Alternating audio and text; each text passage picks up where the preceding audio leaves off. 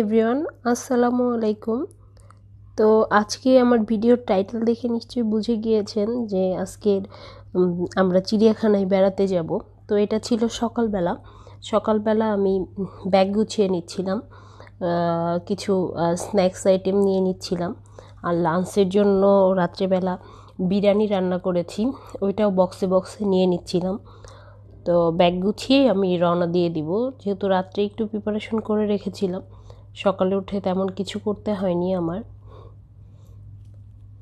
তো অনেক দিন পরে আসলে চিড়িয়াখানাতে আসলাম, অনেক বছর পরে, দিন না প্রায় 4-5 বছর পরে আসলাম।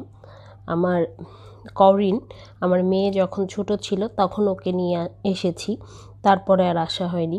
এর মধ্যে অবশ্য আমরা সাফারি পার্কে ঘুরতে গিয়েছিলাম, এই জন্যই আসা হয়নি, কারণ বাচ্চারা কিন্তু চিড়িয়াখানা, সাফারি পার্ক এগুলো অন্যরকম পছন্দ করে, যেহেতু ওই দিকে গিয়েছি চিড়িয়াখানায় আসা হয়নি। কিন্তু এবার লকডাউনে যখন ছিলাম বাসায়, সব কিছু বন্ধ ছিল, সব জায়গায় যাওয়া যাচ্ছিল না, তখন মনে হয়েছে যে আমরা অনেক দিন চিড়িয়াখানায় যাই না, তখনই প্ল্যান করেছিলাম আসার।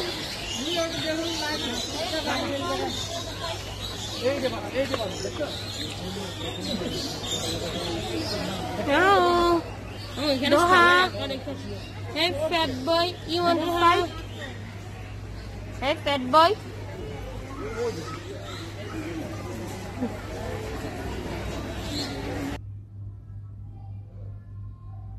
তো চিড়িয়াখানায় ঢুকে কিন্তু বানরের খাঁচা, তো কিছু আমি র সাউন্ডও রেখেছি, তখনকার সাউন্ডটি রেখেছি, তো মাঝে মাঝে রেখেছি, শুনতে খুবই ভালো লাগছিল আমার কাছে, এই জন্যই রেখেছি।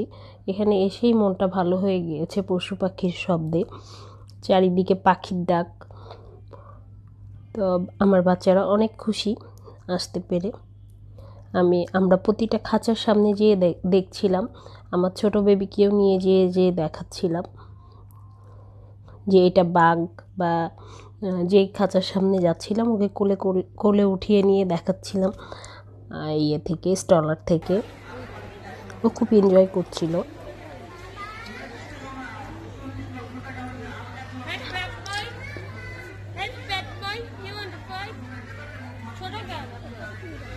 বাচ্চা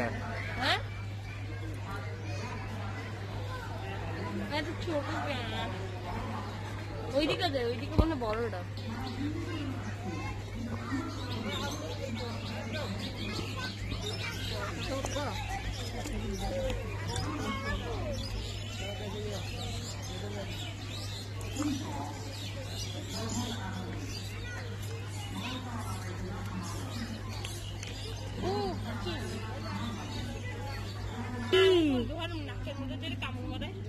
ফাইট হবে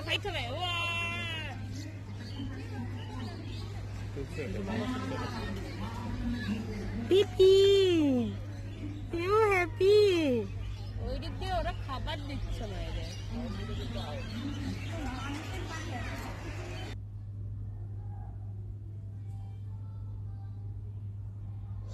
তো আসলে বাচ্চাদেরকে প্রতিটা খাঁচার সামনে নিয়ে যেয়ে দেখাচ্ছিলাম যে কোনটা কি।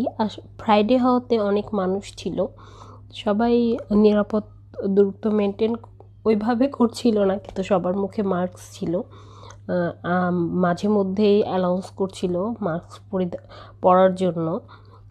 তো আসলে গরম, শীতের সময় হলেও গরম ছিল, খুব বেশি না হলেও গরম লাগছিল, মাস্ক পরে হাঁটতে কষ্ট হচ্ছিল, তারপরেও খুব ভালো লাগছিল চিড়িয়াখানায় এসে।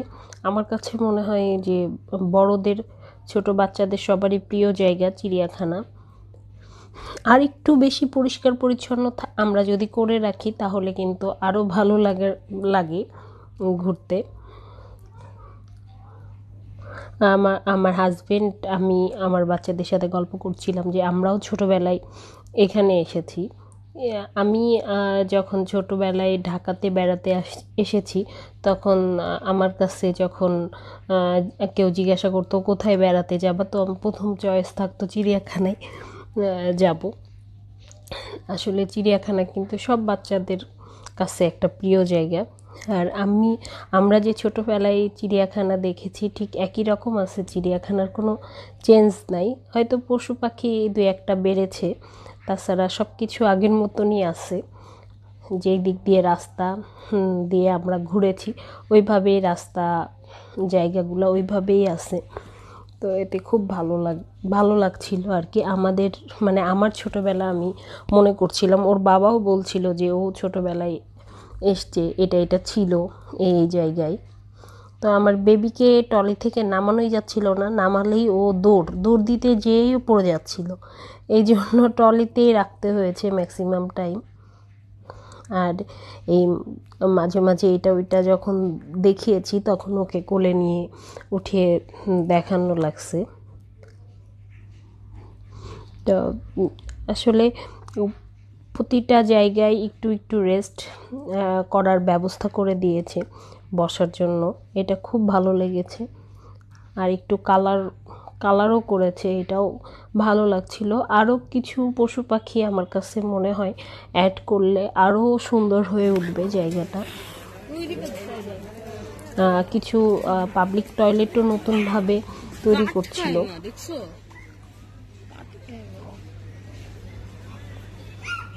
একদম এটা খাওয়া যাবে না, টেস্টি।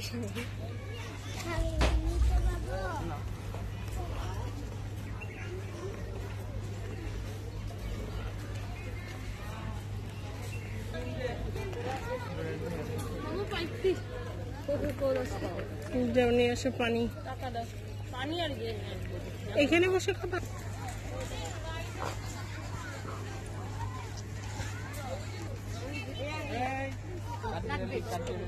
তুমি খাও।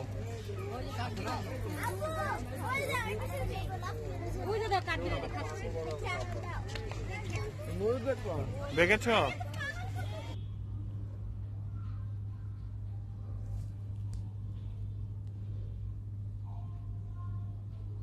তো আমরা সব কিছুই একটা একটা করে ঘুরে দেখছিলাম। আর এখানে দেখলাম যে রেস্টুরেন্ট দুইটা হয়েছে। তো আমি যেহেতু লাঞ্চ নিয়ে এসেছি বাসা থেকে, এই জন্য আর আমরা রেস্টুরেন্টে কিছু খাইনি। এর মধ্যে আমার দোহা ঘুমিয়ে গিয়েছে, তো ট্রলি আনাতে খুব সুবিধা হয়েছিল, ও ঘুমাতে পারছিল, দেখতে পারছিল, ওর কোনো ওইভাবে অসুবিধা হচ্ছিল না, আমাদেরও কোলে করে নিয়ে ঘোরা লাগছিল না। তো রিল্যাক্সে সব কিছু দেখা যাচ্ছিল এই জন্য।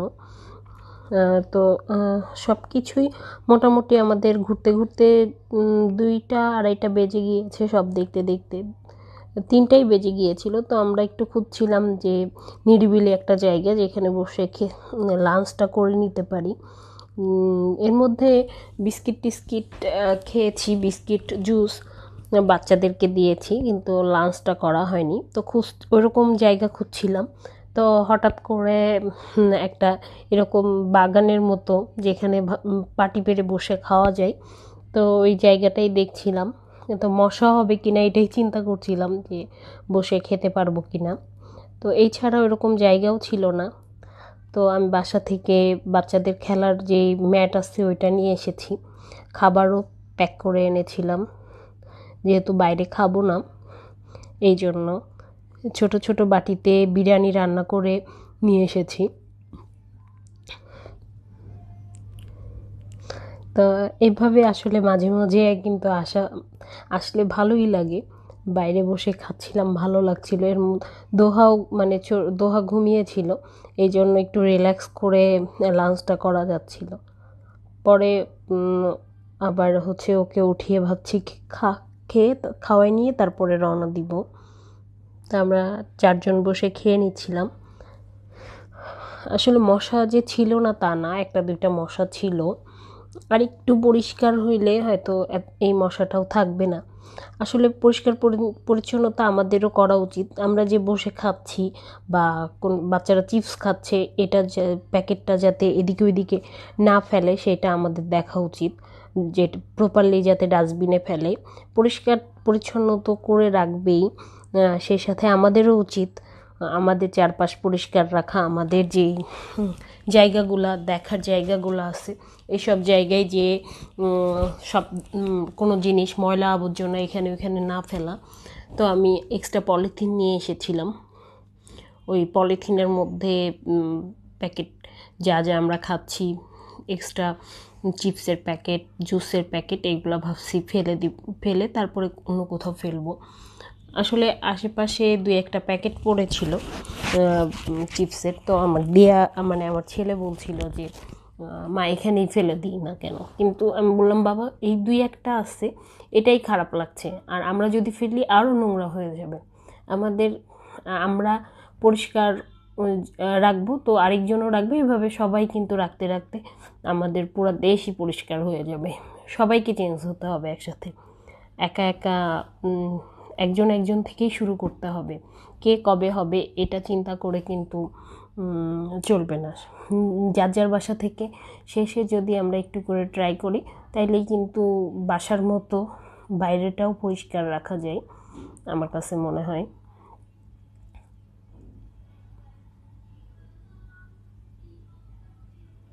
তো সব কিছু আমাদের খাওয়া দাওয়া মোটামুটি শেষ।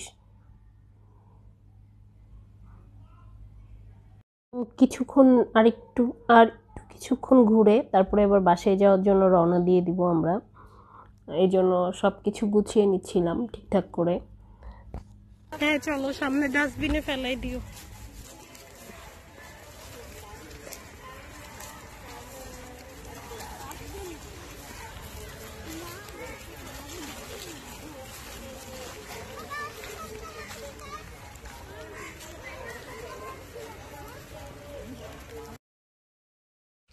তো অনেক দিন বলতে অনেক বছর পরে চিড়িয়াখানায় এসে আমার অনেক ভালো লেগেছে, আমার বাচ্চাদেরও একই।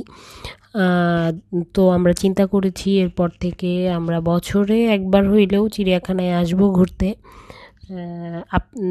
এখন কিন্তু চিড়িয়াখানা আগের থেকে অনেক পরিষ্কার, আর কিছু কিছু জিনিস যেগুলো নিষেধ আছে এখানে করার, ওইগুলো যদি আমরা সবাই মিলে করি তাহলে কিন্তু আরও সুন্দর হয়ে যাবে।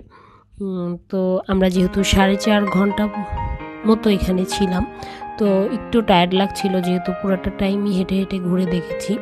তো এই জন্য কিছুক্ষণের মধ্যেই আমরা বের হয়ে যাব, যদিও এখনও অনেকেই ঢুকছিল ফ্রাইডে হওয়াতে।